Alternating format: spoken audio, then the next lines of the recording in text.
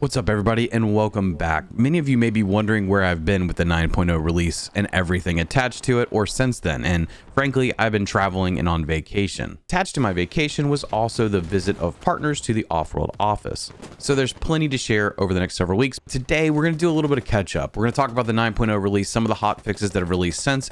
But first, hit the subscribe button so you can be up to date on new videos. Leave a like, drop a comment down below with your thoughts on 9.0. And since the free weekend is over, if you want 30% off of Squad, you can use my code SLAY3K30 at the link in the description below.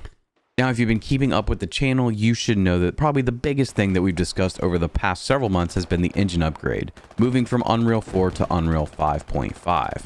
This is not only a significant change in technology for the game, it also is a visual overhaul to some degree. In addition to using nanite and some of the new frame generation technology, they've also implemented the new physics engine Chaos Physics with Unreal 5 and a new audio engine Meta Sounds. It does seem like this has fixed maybe some of the legacy UE4 issues that they ran into. It's also introduced better tooling, which may allow the team to create maps more quickly at higher fidelity.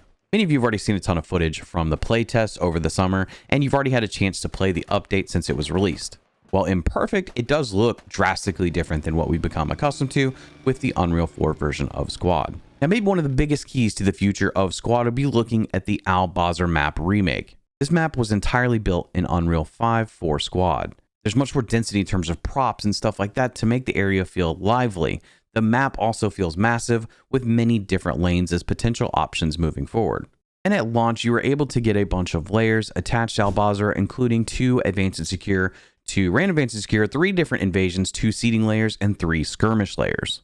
If this is like the peak at what maps could be in terms of density and detail, we should be really excited for where maps could go in the future. Now, of course, all the maps have undergone some form of lighting overhaul using the new global illumination system. This includes incorporating systems for expanded lighting and weather features that could be options in the future. And there will be continued updates towards maps. In fact, we know that there will be an Eastern Europe biome update of maps coming in the near future, as stated by the roadmap. Now, the next new system added that was play tested is Commendations. We're going to spend a lot of time on this because we've talked about it, and I think many of you are at least familiar with the system. Now, obviously, the idea for this is to try to reward players for playing well, for having a positive impact on the team. While playing around a squad, you earn commendation tokens, which then at the end of the round can be given to players in your squad or on your team. Commendations could be something like leadership, teacher, or teamwork, or a role-specific commendation, which they can then track on the career screen. I'll be curious to see if this actually helps and promotes better gameplay, especially for newer folks joining the game. Now, let's talk a little bit about faction updates. First, the IMF, or Irregular Militia, saw some significant updates to their kits. According to the patch notes, this is meant to shift IMF closer to representing a Russian proxy militia. They're also going to get the new T-72A tank, a new weapon in the VSS Ventores, which is also available for the VDV, and they'll get new equipment in the recon drone. The Middle Eastern Alliance is now referred to as the Ground Forces of Iran. Character models, camo, vehicles, and all T2D textures have been updated, among some other changes. One other thing that we've discussed to some extent already would be that you're getting a new faction in the Canadian Resistance Forces, labeled as CRF. This is a minor, new faction that represents an irregular independent faction for the North American biome, and it's only available on Goose Bay and Manicouagan map layers. Now, I will display some of the other faction updates quickly on the screen, including some kit changes to the Australian Defence Force. You also have some updates to the British Armed Forces, including a new Pathfinder role. The Canadian Armed Forces will also be getting that new Pathfinder role. There have been some kit changes for the People's Liberation Army and the People's Liberation Army Navy Marine Corps. The VDV is also going to see some kit changes and will receive a specialist role category equipped with the handheld drone.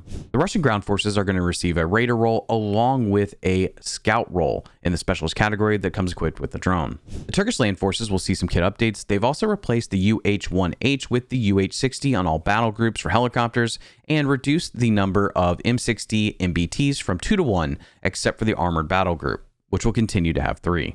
The United States Army is going to receive the Pathfinder role, while the United States Marine Corps is going to get some updated loadouts to feature the M27. Now, with 9.0 also came some gunplay updates, something that was also incorporated in some of the playtests over the last couple of months.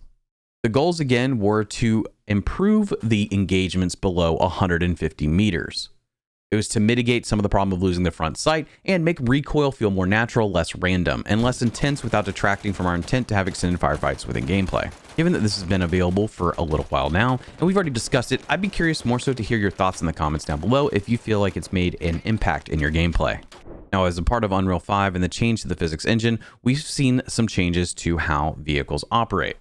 Tracked vehicles, traction, and obstacle clearance has been significantly improved. You'll notice that a lot of vehicles generally are going to be able to actually go over certain obstacles, which is a significant improvement from just getting stuck, something that we often saw in Unreal 4.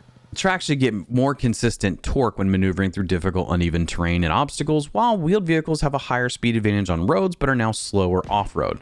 Something that we all want to see more of would be the Skirmish game mode update. This has changed how Skirmish Mode operates, and I hope that we see it across servers more so in live play and public matches. But we do want to see more game modes that get updates, and I think this is a nice rework of Skirmish, hopefully lending itself to more pub match play. The bots in the game have gotten an update. We've also seen new weapon skins with an Insurgent pack and a second Tour pack that's mainly focused on US and USMC. You're going to get a new emote in the downtime emote, and there's expanded weapon skin availability for various weapons with IMF and CRF, along with USMC and WPMC. There are also a bunch of gameplay updates that I won't dive into individually because some of you have already experienced it or you've seen this list already. There's everything from new audio to some gameplay balancing and an adjustment for Rain Advanced Secure and Advanced Secure. We're only going to get 50 tickets instead of 60 when capturing an objective from the enemy team. Now, something we're not going to dive too far into would be bug fixes. And of course, there's always going to be bug fixes with an update. But given how significant this update is, it's going to present its own set of bugs, certainly. And from that, we've already seen 2 hotfixes released for the Unreal 5 version of Squad. Both of these packed with some updates, bug fixes, and things to continue to improve the performance of 9.0. And that pretty much catches us up on the most recent updates, hotfixes, and everything to get us to the point we are now. And having had the opportunity to play some rounds of Squad and get a feel of it, it does certainly feel different from what I remember just a few short weeks ago. The game just feels different. When you're wandering around, things feel way more open, and some of that is because there's no real limitation on how far you can see, or at least it gives you that impression. Vehicles have longer lines of sight. There's no distance fog. So while you can see further, you also feel more susceptible at times. Of course, the more dramatic lighting is certainly an improvement upon what we had. It also lends itself to a little more realism, but it can also be a little difficult to decode in going through that, especially if you're pushing into the sun or maybe into a shaded area. So while the colors, the contrast, and so much looks different, there's just something different about the way the game feels. It feels much more wide open, and with the addition of scout drones and another cast helicopter, it just seems like we're getting primed for where Squad is going to go. And one of those big key elements is on the roadmap, being cast helicopters and AA. So while we've already talked about the fact that we're going to see the armed forces of Ukraine, the French land army, and so much more, the anti-air and cast helicopter situations just seems like it fits where Squad is currently, way more than it did before 9.0. And if some of you didn't notice, one of the things included in the Eastern European biome rework images seems to be trenches. So are we just entering a more modern version of Squad at this point? Maybe not, but I do feel like certain aspects may get blended, especially with the addition of the Ukrainian armed forces, considering conflicts around the world. But I think Squad is on an interesting trajectory where there's plenty that we could potentially expect. There's a lot of question marks over what could come with some of these future updates. But there is one thing that probably caught some of you off guard if you saw it, but I don't think many people have seen this or are paying much attention to it. And that's the announcement of a brand new co-op PvE game mode. How many of you even saw this? This was posted on Steam as a letter from the Squad leader, incorporated in some of the other updates and information they wanted to share. They reference a PvE mission that was created on the map of Fallujah. The objective was to destroy ammo caches, and you're playing against the bots that are incorporated in Squad, similar to what you get on the seeding layer. I know immediately some of you that have played Arma will start looking at the Game Master role and maybe something similar coming to Squad. And it does seem like they want to give some control to the community to create missions, which I think is kind of exciting. My initial first thought is that hopefully this can help with the education of players or getting new players familiar with some of the mechanics of the game. So as always, let me know if you're interested in this game mode or what you think it could end up being down in the comments. I think while there's plenty to work on with the 9.0 update in Unreal 5, plenty of fixes that need to get in place, we are at sort of an exciting time for Squad to see where it could go. I think it's sort of wide open in terms of the future, and obviously now with the roadmap, we have some idea of what the devs are working on, and I'm pretty interested to see what else the devs can do with Squad to advance it into the future. So with all that said, thank you for watching the video, and sorry that you had to put up with the back half of this video being in my nasally voice as I'm getting over a head cold, but I hope you enjoyed the video, and we have plenty more on the way. So with that, catch you next time. Is that our drone? Nope, I think that's their drone.